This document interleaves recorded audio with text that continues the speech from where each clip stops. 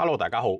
呢條片咧就想同大家講我新買嘅一個玩具。咁呢個咧喺淘寶買翻嚟嘅，咁就一個叫做Shocks Open Fit 一個最新款嘅，即係嗱 Shocks 係我諗有好多跑步嘅朋友應該買過。Shocks 係做嗰啲耳骨式嘅耳骨傳導耳機嘅大廠嚟，咁啊世界領先啦，暫時嚟講。咁佢最新出嘅一個耳機咧就係呢個 Open Fit。咁呢個 Open Fit 咧就係唔係骨傳導嚟喎，呢個咧係佢嘅新即係叫做新技術啦，to佢就叫做 Direct Pitch 定向聲場。咁呢啲定向聲場咧就唔係新嘢嚟嘅，其實指向性傳聲咧就有咗好耐啦。咁不過即係喺耳機上面其實係少嘅，即係我都冇乜印象有邊個出過。咁佢呢個咧就係其中一個。咁而佢咁出名做啲佢所謂嘅開耳式嘅耳機，即係冇嘢塞入耳道嘅耳機啦。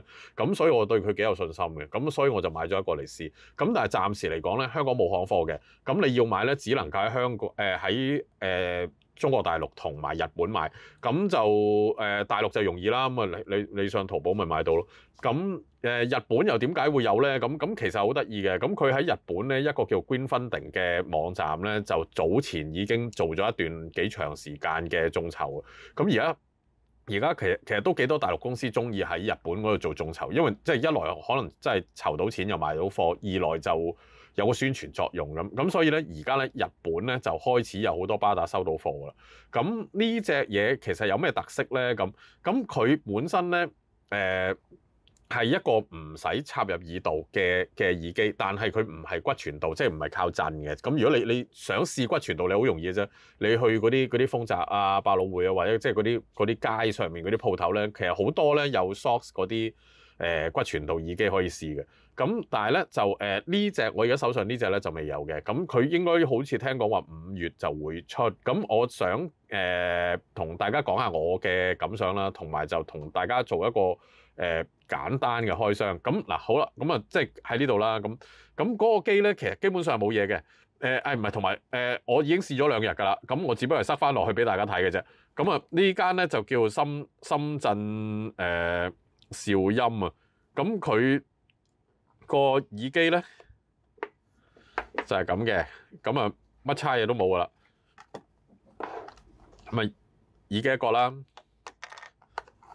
然後就係有條 USB 線啦。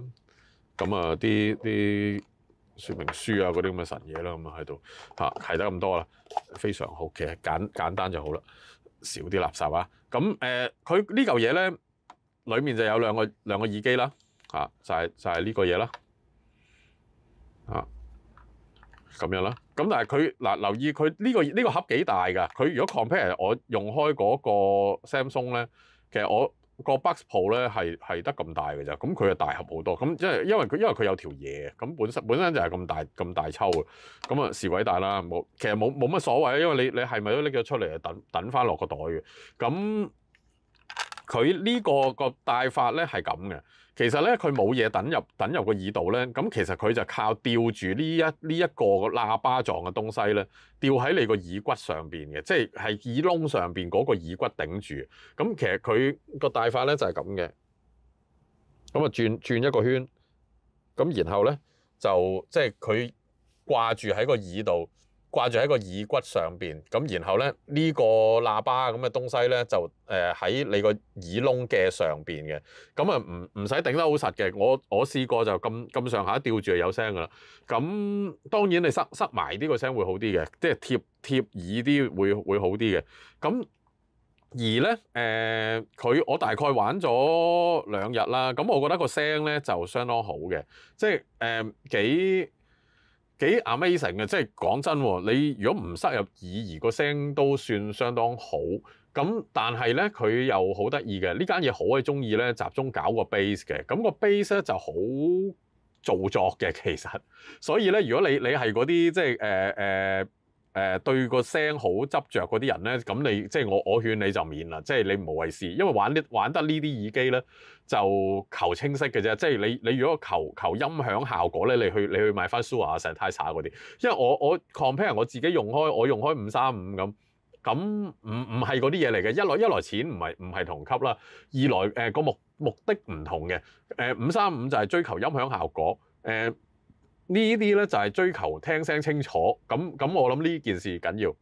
但係我估佢咧嗱，佢話佢會有 app 嘅，咁佢其他啲產品咧，即係佢 Running Pro 嗰啲咧，就有個 app 咧去做少少調音。咁但係佢呢啲咧呢個咧就暫時就冇嘅，即係佢暫時嗰個冇 app 俾佢。我諗遲啲佢就話佢遲啲就搞掂就會有個 app 噶啦，咁就可以俾你咧就調下音啊，同埋 set 嗰啲掣咯。因為佢而家暫時咧嗰啲掣都好簡單啦，即係咁啊拍兩下就係 play。拍兩下就 stop 咁嗰啲啦，或者係即係撳咗就跳一首歌咁嗰啲，即係好基本。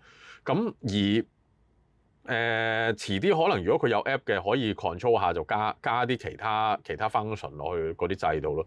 咁而佢呢架機咧就咁嘅，即係你見到咧佢個傳聲方法係點咧？就係靠前邊呢個喇叭。嗱，呢個喇叭就貼住對住你隻耳㗎，咁啊傳聲入個耳窿度啦。另外個頂有個喇叭嘅，咁啊塞咗落去，應該喺個耳道嗰度傳落去啦。咁即係然後個咪就喺呢個位嘅嚇，一個咪。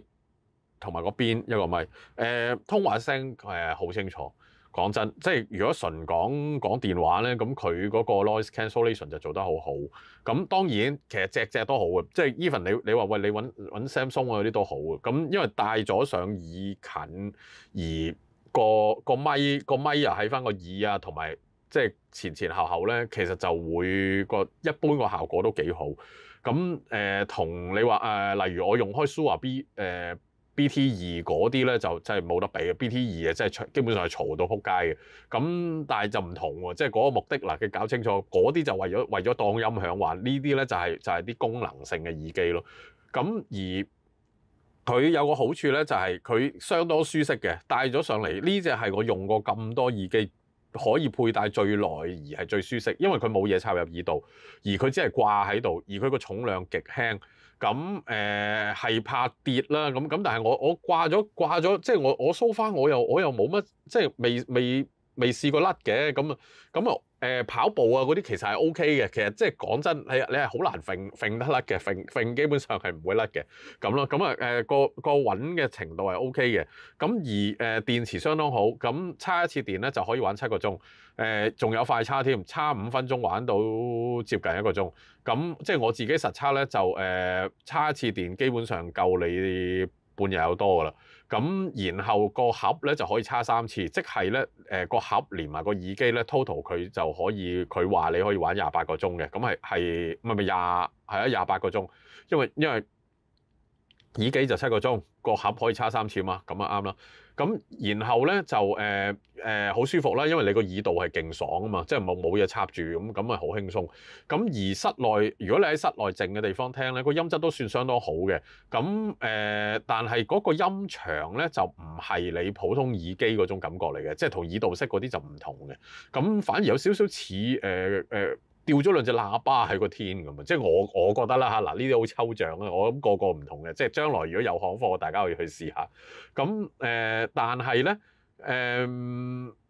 佢嗱即係基本上好處就係舒服啦、輕啦、唔入耳啦。同一時間就亦都可以感知外邊啦，因為你行街嘅時候，你就聽到車聲、聽到人聲。咁喺公司帶嘅時候，聽到隔離條友講嘢，可以隨時應到老細。咁但係咧，壞處係咩咧？咁第一就係錢勁貴。呢嚿嘢咧買咗1298蚊人仔，咁即係大概1500蚊港紙啦。咁然後咧，佢嗰個音質都叫做相符嘅，其實相符嘅，同埋同佢個科技啊、做工各樣，佢個做工都算相當好啊。即係雖然你話喂同 Samsung 嗰啲比，咁梗係仲係爭啲啦。咁但係即係以祖國嘢嚟講係極好啊。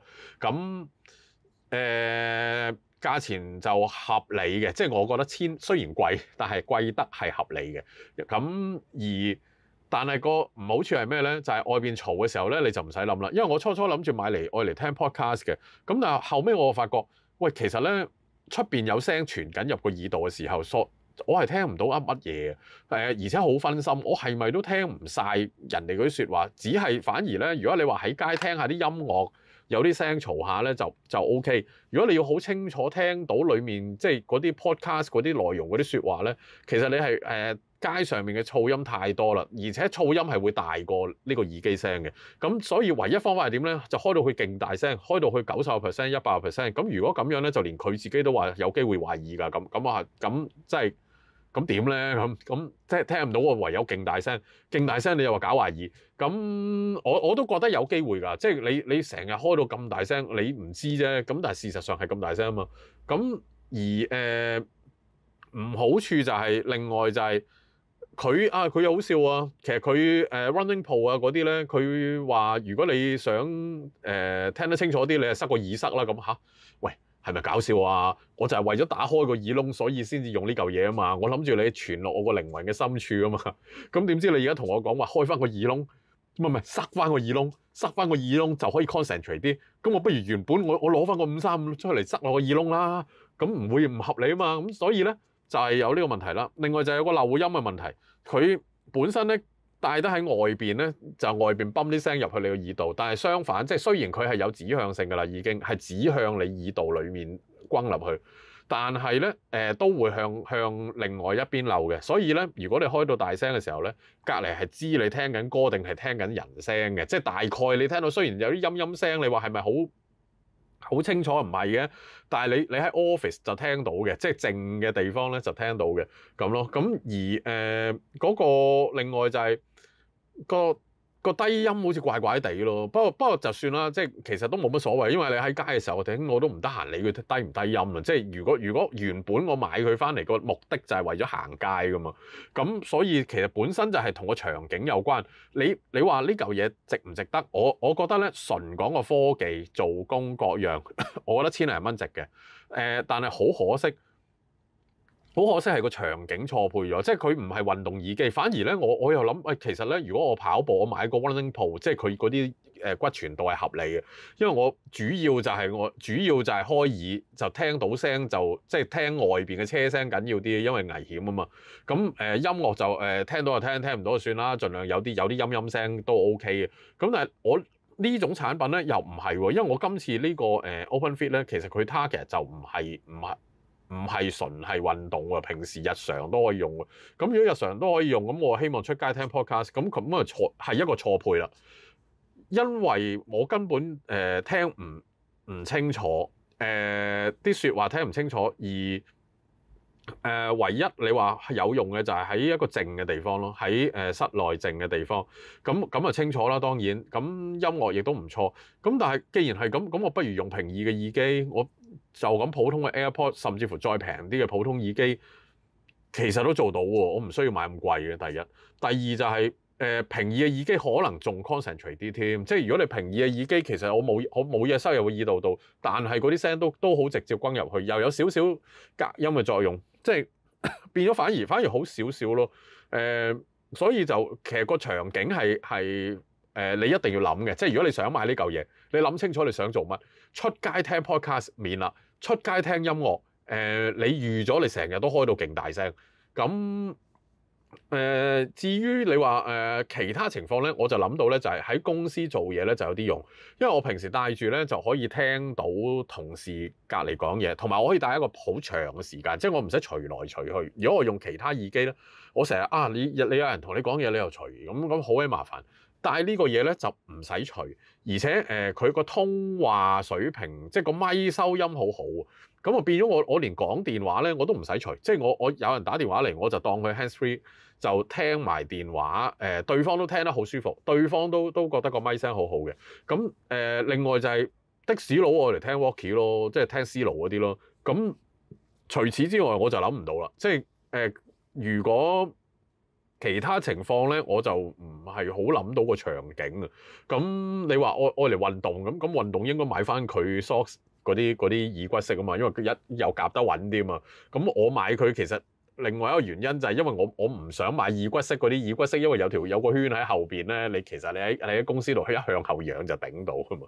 咁所以我先買佢啫。咁佢變成唯一嘅好處就係喺公司裏面兩粒細細粒嘅嘢可以長期戴幾舒服咯，咁就係咁啦。咁至於你啱唔啱你用咧，咁你就諗清楚啦。咁同埋你覺得值唔值得咧？咁你又可以喺下邊留啲意見啦。咁好啦，咁今次講到呢度先，多謝各位，下次再見，拜拜。